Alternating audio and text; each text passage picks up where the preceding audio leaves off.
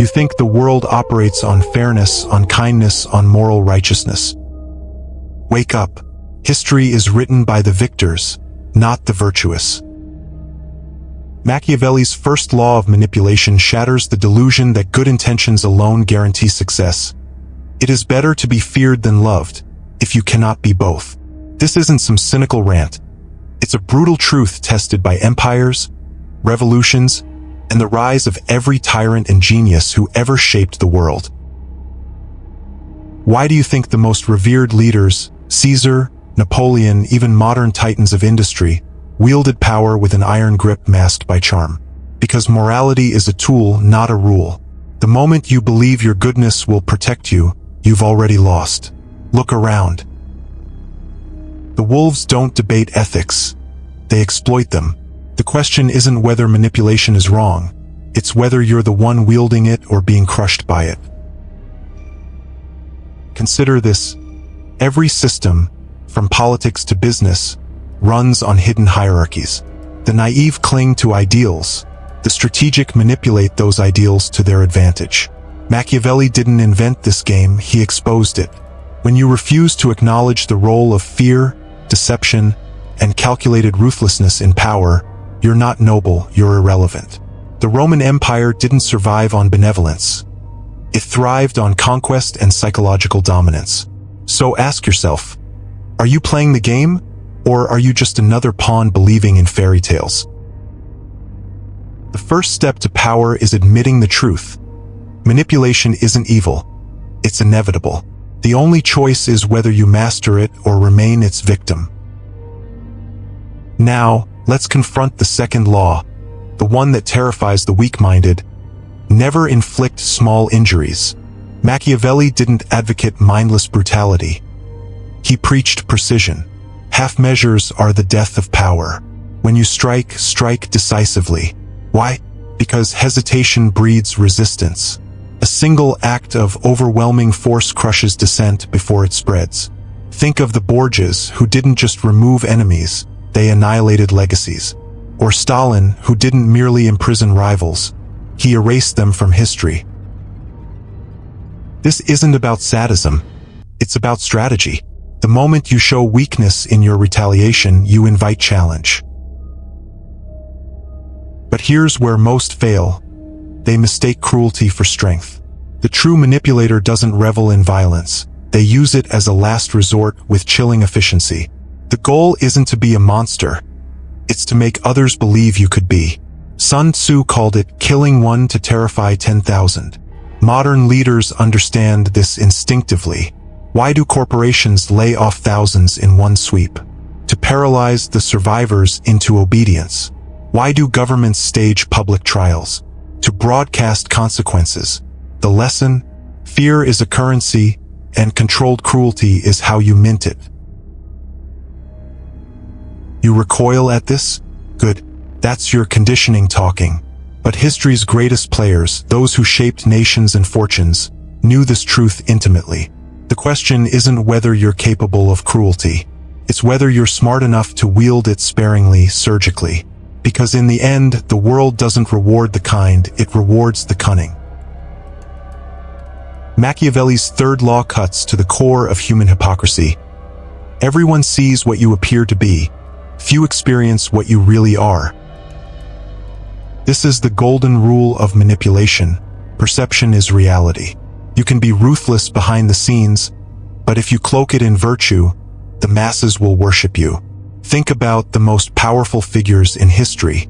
Were they honest? No, they were masters of illusion.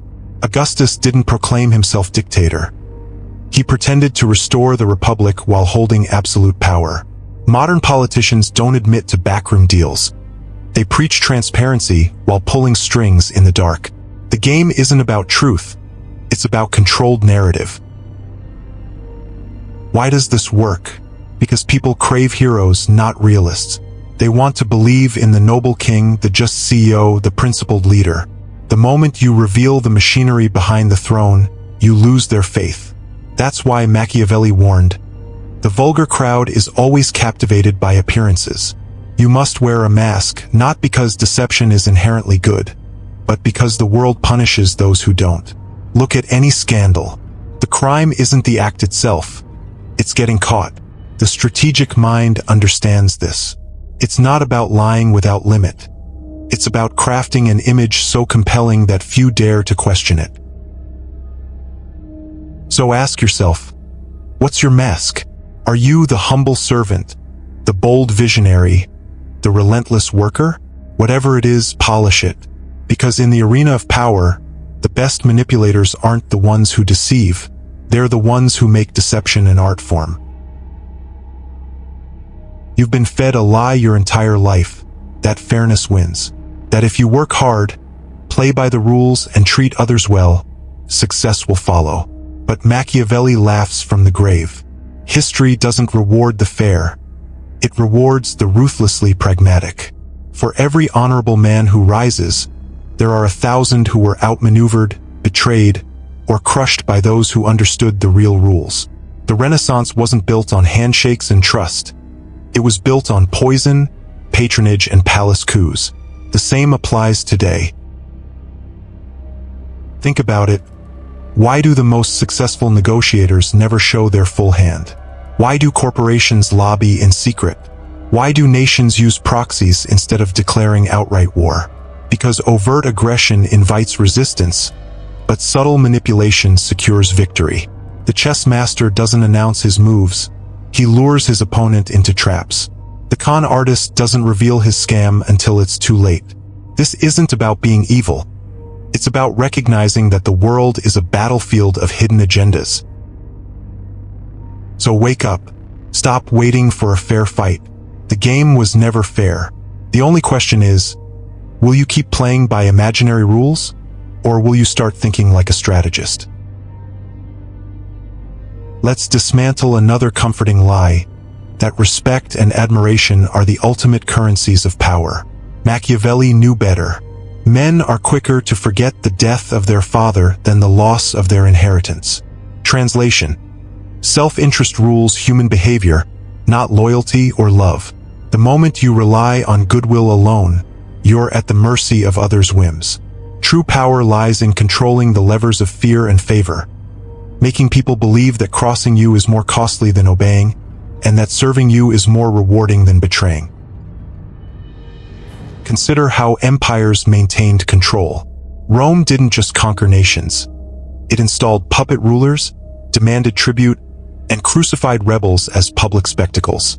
Yet it also granted citizenship, wealth, and status to those who complied. This duality, the carrot and the stick, is the essence of lasting dominance. Modern power brokers use the same playbook.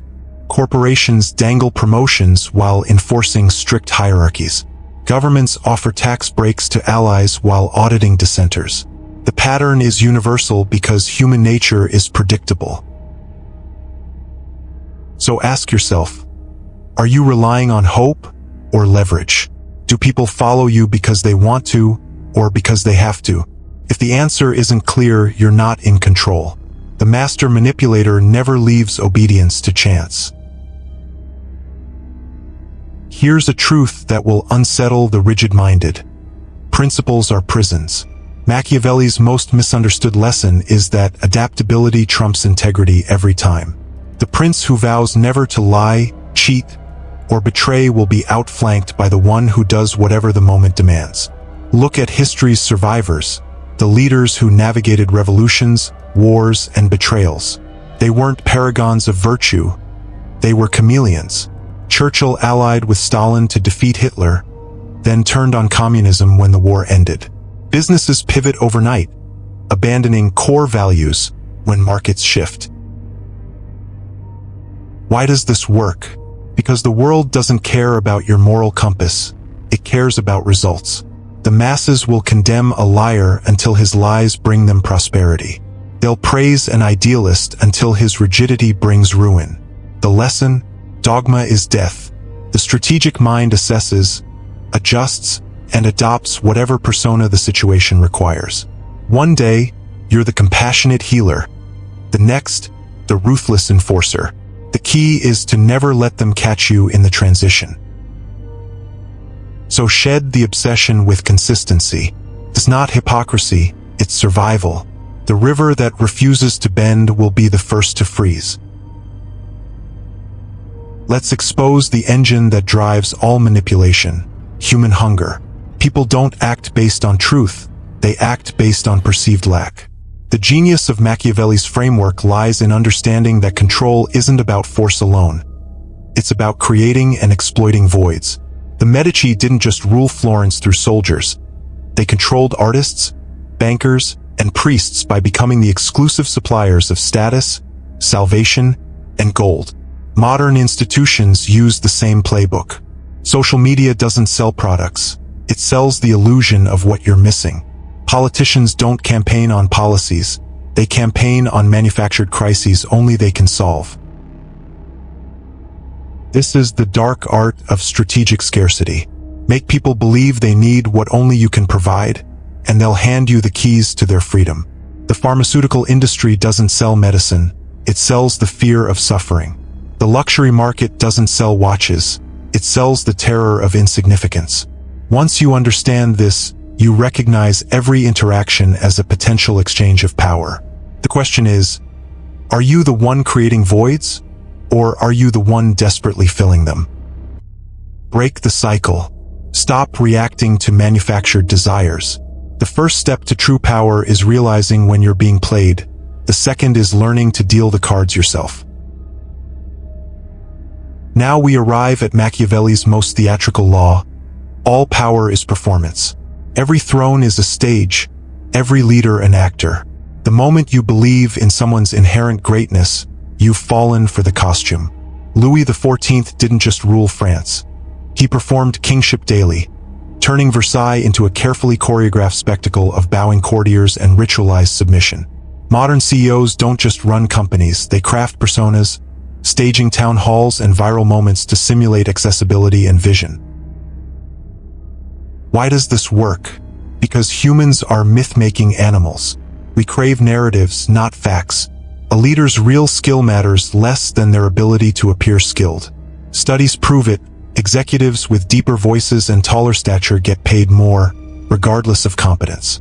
Politicians who master television win elections, regardless of policies.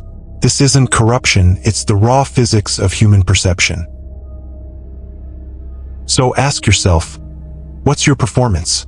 The clothes you wear, the words you choose, the spaces you inhabit, are they reinforcing your power or undermining it? Remember, in the theater of power, the best actors don't just play their roles, they rewrite the script.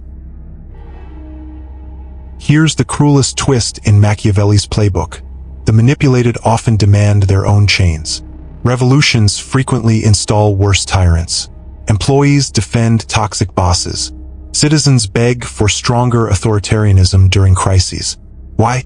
Because manipulation's ultimate triumph isn't forced obedience. It's voluntary servitude dressed as choice. The 21st century perfected this. People now pay to be tracked, smartphones, beg for censorship, protect us from misinformation, and lobby against their own interests, voting against healthcare while sick. This is the pinnacle of psychological control, making oppression feel like liberation. Religions do it with heaven. Corporations do it with hustle culture.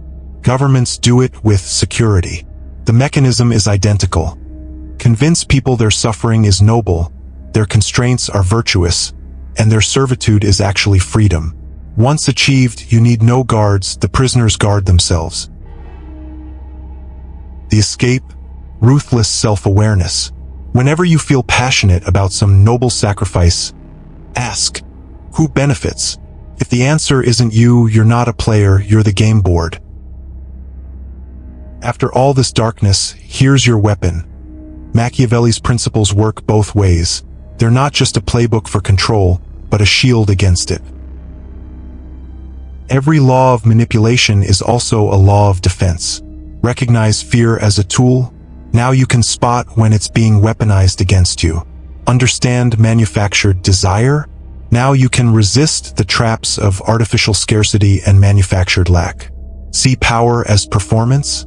Now you can see through the smoke and mirrors of those who rule through illusion rather than substance. But defense isn't enough. True mastery lies in strategic immunity. History's most formidable minds, from Sun Tzu to Talleyrand, weren't just manipulators. They were immunologists of power. They dissected control mechanisms not just to wield them, but to render themselves untouchable by them. That's your path forward. Stop wasting energy on moral outrage about how the world should work. Study with cold precision how it does work. Then, and only then, can you navigate it without becoming either predator or prey. Here's the brutal truth most will never grasp. Power doesn't corrupt, it reveals. The game was always rigged. The rules were never fair.